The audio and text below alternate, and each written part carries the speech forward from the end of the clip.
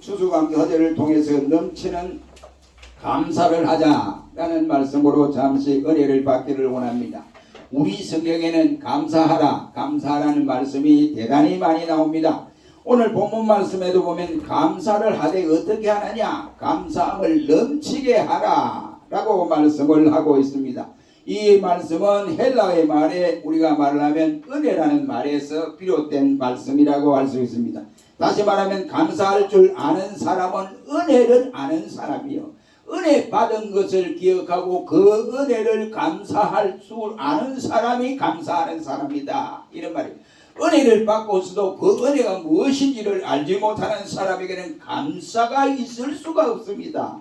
은혜를 아는 사람이 감사한다, 이 말이에요. 그래서 감사라는 이 단어가 은혜라는 단어, 헬라어의 말에서 비롯된 말씀이라고 할 수 있습니다. 그러므로 은혜를 아는 사람이다. 오늘날 지구촌에 숱한 인생들이 살아가지만은 이와 같이 그 많은 인생들 가운데 가장 멋지고 신사적인 사람은, 엘리트는 누구냐? 감사할 줄 아는 사람이다 라고 말을 할 수가 있습니다. 그들은 이와 같이 은혜를 아는 사람이 대강 누굴까요? 감사할 줄 아는 사람이 누굴까요? 저 불신자들이 할 수 있을까요? 아니면 불교 신자들이 할 수 있을까요? 아니면 유교 신자들이 그 감사를 잘 할 수 있을까요? 그렇지 않다고 생각합니다. 감사를 할 줄 아는 사람은 예수 그리스도를 나의 구주로 고백하고 살아가는 예수 신자만이 감사한다, 이 말이죠. 예수쟁이만이 감사를 잘해요. 예수쟁이 아닌 사람은 감사를 해도 드무드무하고 우리처럼 그렇게 진실하게 속에서 우러나는 그런 감사가 일어나지를 않습니다.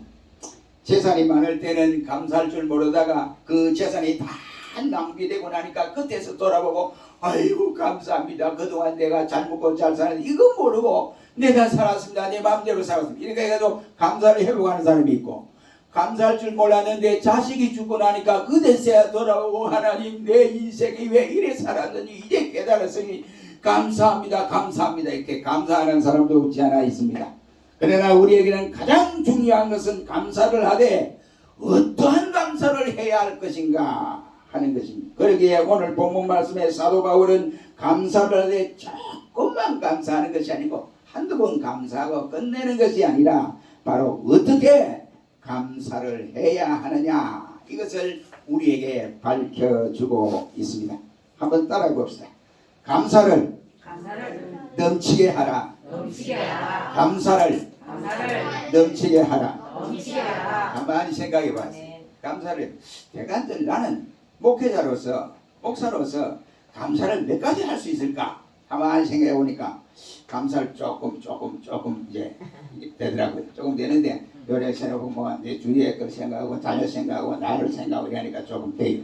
근데 여러분 보십시오. 스스로 한번 생각해요. 나는 예수님 앞에 감사를 몇 가지 할 수 있을까? 5가지? 10가지? 아니면 20가지? 30가지? 40가지? 이 벌써 10가지 이상 넘어가는 신자는 참 감사 잘하는 사람이에요. 그 대다수 돌아보면 감사하려고 써보면 감사 별에 할 게 없어. 이런 사람이 어떻게 감사하겠어요? 이런 사람이 어떻게 넘치게 감사할 수 있어요? 감사할 수 없습니다. 그러므로 여기에 감사하라고 하는데 어떻게 하느냐? 넘치게 하라. 어떻게 넘치게 하느냐? 이 넘친다는 말이 헬라 말로 13장 마태복음 13장 12절에는 무슨 말이냐? 있는 자는 받아 넉넉하게 하라. 그래서 이게 바로 넉넉하다, 이러한 뜻으로 사용되어 있습니다. 그 다음에 요한복음 6장 12절 말씀에는 말하기를 남은 조각을 거두어 버리는 것이 없게 하라 말씀함으로써 남은 것, 이 남는다 하는 말로 표현하고 있습니다. 그리고 고린도후서 8장 2절 말씀에는 무슨 말씀이냐? 풍성한 연보를 넘치게 하라 함으로써 넘친다, 이란 말로 표현되고 있습니다.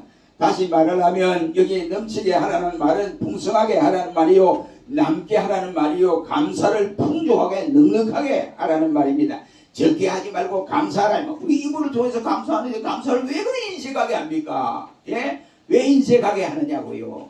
감사를 넘치게 하라 이 말이요, 남도록 감사하라 이 말이요, 풍성하도록 감사를 하시기를 바랍니다.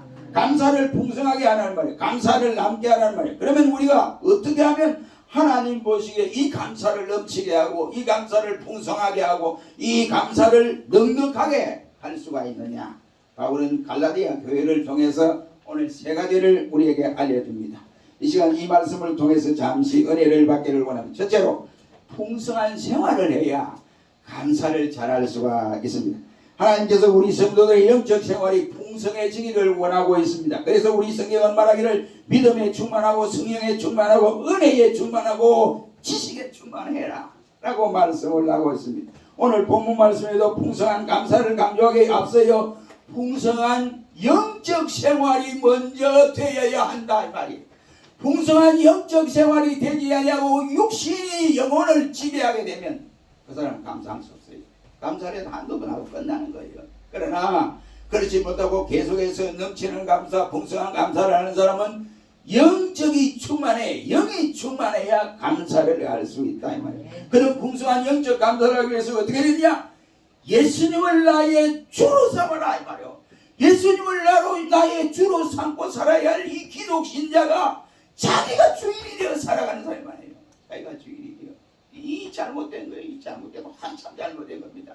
우리가 풍성한 감사를 하려면 내 주님이 나의 주인으로 모시고 살아야 됩니다. 오늘 6절 말씀에 그 말입니다. 그러므로 너희가 그리스도 예수를 주로 받았으니 주로 받았다고 그래. 주로 받았다. 그 예수님이 없이는 그 무엇을 우리에게 소유한다 할지라도 풍성한 생활을 누릴 수가 없습니다. 요한계시록 3장 20절 말씀에 예수님께서 말씀합니다. 볼지어다 내가 문 밖에 서서 문을 두드리니 누구든지 내 음성을 듣고 문을 열면 내가 그에게로 들어와 그릇으로 먹고 그는 나로 더불어 먹으리라. 예수님이 내 안에 계시니까 풍성할 수밖에 없어요. 예수님이 내 밖에 있으면 그 사람은 헐벗은 사람과 똑같아요. 그러니 예수님이 내 안에 있으니까 풍성하다. 그럼 어떻게 되냐? 주님의 음성을 듣는 자만이 가능하다 말이에요. 이 말, 그 말이 무슨 말입니까? 예수님을 주로 받고 살아야 된다. 이런 말씀이 되겠습니다. 그러므로 우리는 예수님이 우리의 주인이 되어야 합니다. 그런데도 불구하고 내 자신이 주인이 돼서 자기 마음대로 원하는 대로 사는 거예요. 자기 하고 싶은 대로 사는 거예요. 자기 생각대로 사는 거예요. 자기 고집대로 사는 거예요. 이래 사는 사람은 절대로 주님이 내 주인이 될 수 없습니다. 그러므로 우리는 좋든 싫든 모두가 예수님을 나의 주인으로 모시고 사는 이러한 사람이 되시기를 주의 이름으로 축원합니다. 그들의 삶은 주님이 원하는 삶이 나의 삶이요. 주님이 바라는 일이 곧 나의 바라는 일이요. 이래 되는 거예요. 이게 바로 주님과 나와 합일된 삶을 살아가는 사람이다. 두 번째는 주 안에서 뿌리를 깊이 내려야 합니다. 오늘 보면 7절입니다. 그 안에서 뿌리를 박으며 했습니다. 이것은 예수님에게 뿌리를 박는다고 하는 것은 가장 중요한 일이라고 생각을 합니다. 7절 말씀에 분명히 우리에게 말씀을 합니다. 예수님께 뿌리를 박아서 세움을 힘입어 믿음에 굳게 서라. 이런 말이에요. 석가모니에 뿌리를 박아도 그게 안 되는 거예요. 6요. 마호메트 이런 데 뿌리를 박아서 기도한다고 해서 믿음이 성장하는 게 아니에요. 예수님께 뿌리를 박아 세움을 힘입어 믿음에 굳게 서서라고 말씀을 하고 있습니다. 이렇게 해야 넘치는 감사를 할 수 있다 이 말이. 이 말씀은 그런데 문제는 예수 안에 뿌리를 박지 못하고 어떤 다른 것에 세움을 받아서 이와 같이 뿌리를 박게 되면 그 사람은 넘어져 버리고 맙니다. 그래서 바람이 불고 어려움이 오고 환난이 다가오면 그만 그 자리에 주저앉아 버리고 낙심해 버리고 믿음 생활을 제대로 할 수 없습니다. 그러나 많은 사람들이 뿌리를 예수님에게 박아야 되는데 예수님의 뿌리를 박지 못하고 엉뚱한 데 뿌리를 박고 사는 사람, 어떤 사람은 권력의 뿌리, 어떤 사람에는 이와 같이 물질의 뿌리를 박고 사는 사람, 또 자신의 뿌리를 박고 사는 사람 등등 많이 있습니다. 사람에게 뿌리를 박아 놓으면 그 사람 때문에 실패와 낭패를 당하는 일이 있습니다. 그래서 목사도 사기를 당했습니다. 여러분, 어떤 이는 그럴 땐 자기의 주관과 편견의 뿌리를 박기도 합니다. 그러나 이것도 온전할 수 없습니다. 그러나 우리는 모두가 예수 그리스도에게 뿌리를 깊이 박아야 풍성한 삶을 살아갈 수 있습니다. 예수 안에 뿌리를 깊이 박으시기를 예수님의 이름으로 축원합니다. 그러면 어떻게 예수님의 뿌리를 박고 사느냐 이런 말. 그는 말씀의 뿌리를 박아야 된다. 그의 말씀의 뿌리를 박고 살아야 예수 안에 뿌리를 박는 것입니다. 오늘 보면 7절 말씀에 믿음에 굳게 서서라고 말씀을 합니다. 10편 1편 2절 말씀에는 말하기를 오직 여호와의 율법을 즐거워하며 그 율법을 주야로 묵상하는 사람은 시냇가에 심은 나무가 같아서 늘 어떻습니까? 시절마다 또차 과실을 먹으며 그 잎사귀가 마르지 아니함 같다라고 말을 하고 있습니다. 시냇가에 심은 나무처럼 된다. 시냇가에 심은 나무 비가 안 와도 걱정 없어요. 여러분 시냇가에 심은 나무는 가뭄이 와도 걱정 없습니다. 바로 시내 옆에 심어져 있는데요. 그러니까 걱정 없어요. 늘 풍성한 잎과 열매를 맺을 수가 있습니다. 마찬가지로 하나님의 말씀에다가 뿌리를 깊이 박는 신자는 항상 만족과 항상 풍성한 생활을 감당할 수 있습니다. 어디에 박아야 되느냐? 교회의 뿌리를 깊이 박아야 됩니다. 여러분, 늘 제가 설교할 때 그만합니다. 우리가 다 예수님 앞에 서야 될 자예요. 예수님은 이 목사 저에게 이 목사 이 뭐하다 왔나? 예, 제가 목회 한 4년째 지금 하고 있는데 그때 44년째 하는데 주님 불렀습니다. 근데 뭐가 있노? 물을 때 뭘 했습니까? 뭐 했습니까? 이 나와야 되는데 행기 없어요. 그런데 가면 주님, 야 너는 네 이름으로 했지 내 이름으로 했나? 이러면 큰일 나요, 큰일 나요. 내가 살아온 일들이 모두가 그땐 일이요. 그러니 우리는 어떻게 해야 됩니까? 교회의 뿌리를 깊이 박아야 돼. 교회를. 나는 이 교회를 평생 섬겼습니다. 이 교회를 위해서 내가 헌신하고 모든 것을 다 아끼지 아니고 주님 섬기다 교회를 섬겼습니다. 이렇게 돼야 되잖아요. 그 교회 섬기는 게 없어. 예. 저 어느 교회 섬기냐? 예. 여기도 큰 교회 섬기다가 또 어디 갔다가 또 저 강남을 어디 갔다가 또 어디 갔다가 전라도 어디 갔다가 또 그래 섬기고 왔습니다. 아이고 잘했다. 주님 그러면 내가 오늘 아침에 식사를 하면서 우리 에스야 우리가 교회를 섬기는 데는 한 교회만 섬겨야 된다. 그리고 특별한 경우에는 어쩔 수 없어. 이사를 간다든지 멀리 간다든지 또 외국으로 간다든지 그럴 때는 어쩔 수 없지만 또 담임 목사가 기승을 때려가지고 진리의 선포를 안 하고 이단자 말을 한다든지 그러면 절대 그건 용납할 수 없어. 그 외에는 한 교회를 섬겨야 돼라고 가르치는 게 있습니다. 평소에 자꾸 우리 아이들한테 가르쳐줘야 돼요. 그래야 아이들이 나중에 내가 천국 가서도 기억이 날지 알 수 있습니까? 그러니까 우리가 마찬가지 교회 하나를 섬겨, 교회를 섬겨야 교회의 뿌리를 깊이 박아야 된다 이 말입니다. 그에 교회에다가 뿌리를 내리지 못한 사람은 언제나 감사할 줄 모릅니다. 하나님의 교회는 항상 하나님의 집이다 이 생각. 하나님 예수님의 피로 세운 교회다 이 생각합니다. 그래서 교회는 다 지상의 교회는 하나님의 교회입니다. 그러나 자기가 담고 있는 교회, 자기가 은혜 받은 교회에 뿌리를 내려야 안전하고 풍성한 신앙생활을 할 수가 있습니다. 그럼 두 번째는 여기 자신이 받은 은혜와 축복의 넉넉함을 깨달아야 넉넉한 감사를 할 수 있어요. 요 구약시대 이스라엘 백성이 왜 하나님 앞에 원망을 하고 불평을 늘어놓았습니까? 그들이 얼마나 하나님의 은혜를 많이 받았느냐고요. 예? 저도 목이 말라 그들 때 모세야 우리 목 말라 때는 이 광야에서 목이 마르도록 이렇게 우리가 살면서 우리 여기서 죽이려고 하는구나. 그럴 때 하나님이 모세의 기도를 들으시고 모세야 네가 가진 것이 뭐냐? 지팡이입니다. 저 반석을 명하여 물을 내게 해라 했습니다. 그때 모세가 화가 나서 그 반석을 막 3번이나 딱 쳐서 물을 내서 저들에게 물을 마시게 했던 일이 있습니다. 저들이 이와 같이 배가 고파서 헐떡거릴 때에 하나님께서 광야에 이와 같이 저들이 광야에 양식인 만나를 내려주었습니다. 그리고 저들이 혹시 영양실조에 걸릴까 봐서 메추라기 떼를 동원해서 메추라기를 먹인 일이 있습니다. 그러나 이스라엘 백성들은 그때뿐이었지 그 시간이 조금 지나고 나면 그 하나님의 은혜를 다 잊어버리고 하나님께 드는 일이 일어났습니다. 그러다가 결국 멸망당한 백성들이 있었습니다. 그러기에 우리가 받은 은혜를 알기 위해서는 은혜를 추억해야 돼요. 하나님이 내게 주신 은혜가 무엇일까? 이 생각할 줄 알아야 돼요. 하나님이 내게 베푸신 은혜가 무엇인가? 이것을 기억해야 돼요. 그래서 학개서 2장 15절 말씀에는 학개는 이스라엘 백성들에게 말하기를 너희는 이전에 여호와의 전을 들어서 그 전 위에 돌 위에 얹혀지지 아니하고 돌 위에 돌이 다 허물어졌을 때 다시 말하면 원수들이 들어와서 예루살렘 성전을 회파해버리고 다 부숴버리고 불을 내버리고 이랬을 때에 너희가 그때를 지금 기억해라. 성전이 회복되고 이럴 때 너희가 그때를 어려울 때를 기억해라 이 말이요. 성전이 다 없어져 버린 것 같은 황폐해져가는 그때를 너희가 기억해라 이런 말씀이에요. 다시 말하면 성전이 불탈 때를 이와 같이 너희가 기억을 해라 이런 말. 오늘 우리 현실에 대해서 불만을 가진 사람들은 우리가 지금부터 70년 전에 6.25 때를 기억해요.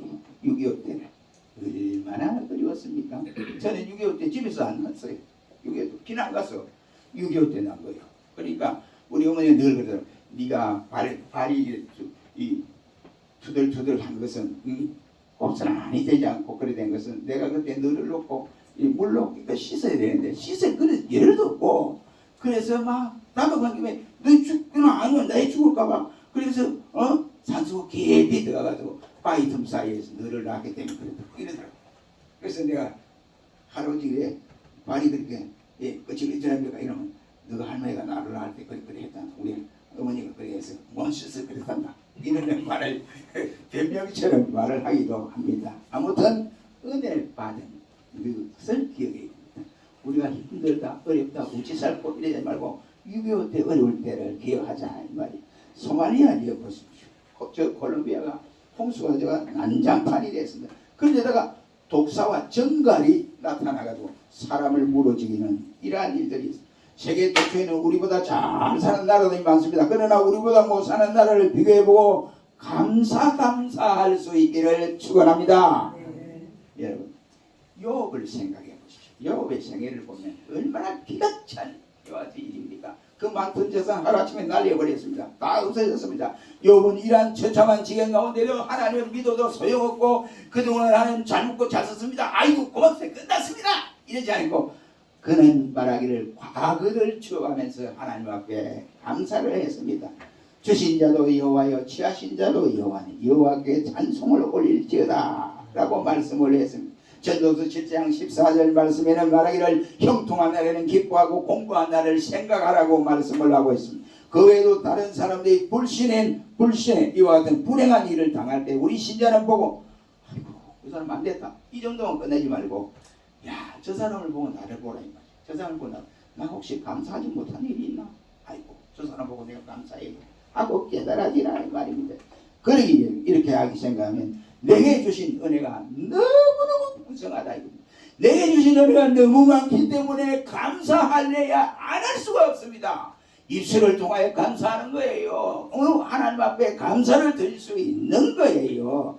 그래서 우리 모두가 내게 주신 은혜를 기억할 수 있는 추억할 수 있는 신자들이 되시기를 축원합니다. 세 번째는 감사를 넘치게 하려면 어떻게 해야 되느냐? 범사에 절약을 하며 살아야 됩니다. 감사를 넘치게 하는 사람 치고 내 쓰고 싶은 대로 내 하고 싶은 대로 다 하고 나서 감사를 넘치게 하는 사람이 없습니다. 우리가 이 시간에 가만히 한번 생각해 보십시오. 하나님께 감사하는 데는 인색했거나 아니면 엉뚱한데 뻥뻥 쏘다가 나는 감사하지 못한 이러한 일들이 없었는지를 한번 생각해 봅시다. 하나님께 넘치는 감사를 하는 사람은 전략할 줄 아는 사람이다. 이런 말입니다. 우리 주님은 전략의 모본을 보이신 분입니다. 광야에서 빈들에서 5,000명을 먹이시고 이제 그 부스러기가 남았잖아요. 그 부스러기, 야, 그 부스러기 누가 먹겠어? 입에서 떨어지고 이게 더러운데, 빨리 이러지 않고 부스러기를 모았더니 몇 강줄이 됐어요? 12. 몇 강줄이 됐어요? 12강줄이나 됐어요. 12강줄이. 이 부스러기를 모으는 주님의 모범을 볼 수 있습니다. 다시 말해서 조금 여유 있을 때 우리가 절약을 해야 합니다. 참 부끄러운 일입니다. 제가 이제 이거 설명하면서 조사를 해보니까 그런 게 있어요. 한 사람이 하루에 쌀 한 숟가락만 아끼면 한 해에 292억 원이 남는데요. 엄청난 숫자지요. 또 그뿐입니까? 한 가구에 전등 하나만 꺼도 1년에 118억 원이 남는데요. 그리고 텔레비 한 시간만, 한 가구에 한 시간만 덜 봐도 1년에 12억 원이 남는데요. 대장동 걱정할 것 없어요. 이래만 하면 걱정하면 안 돼요. 우리가 돈이 어렵다 해도 걱정 안 된다고 저는 생각합니다. 지금이야말로 수돗물도 절약하고 음식물도 물론 절약하고 수입해 오는 것을 줄여야 됩니다. 한 달 가면서 이제 제가 운전해 가면서 라디오를 들었는데 어떤 말이 나오냐면 우리나라 지금 이 담배의 양이 담배 피우는 양이 지금 많이 줄었다고 해요. 근데 이야 이제 선진국 대열에서 들어서는가 보다. 그랬는데 웬걸요? 그 다음 뉴스가 중요한 거예요. 그런데 수입에서 오는 담배는 작년보다 3배 내지 5배 늘었습니다. 이래요. 이게 안 돼. 근데 내가 생각, 이야 하나님이 이 콧구멍으로 숨 쉬라고 줬는데 콧구멍을 줬는데 여기다가 막 연기를 품어내고 막 연통이 됐으니까 그 사람이 어찌 안 걸리겠니? 그 사람을 내가 저주하는 건 아닙니다. 자, 비유로 그렇다 이 말이죠. 우리가 전량해야 된다. 이것을 말씀하고 있습니다. 사랑하는 성도 여러분, 시편 81편 10편 말씀해 보면 내 입을 넓게 열어라. 내가 채우리라고 말씀을 했습니다. 우리의 마음을 넓혀야 됩니다. 우리의 감사폭을 좁히지 아니하고 감사폭을 확장해야 됩니다. 폭을 넓혀야 됩니다. 그리할 때 하나님이 그 자리를 채워준다 이거예요. 모자란 그 자리를 하나님이 채워준다 이거예요. 그 감사 이세가서는 절대로 채워지지 않습니다. 하나님은 은혜를 주실 때 넘치게 허락하여 주십니다. 그러기에 성도들에게 넘치는 감사를 할 수 있도록 권고하고 있습니다. 우리 모두 금년 한 해에 넘치는 감사, 풍성한 감사를 할 수 있기를 주의 이름으로 축원합니다. 기도하겠습니다.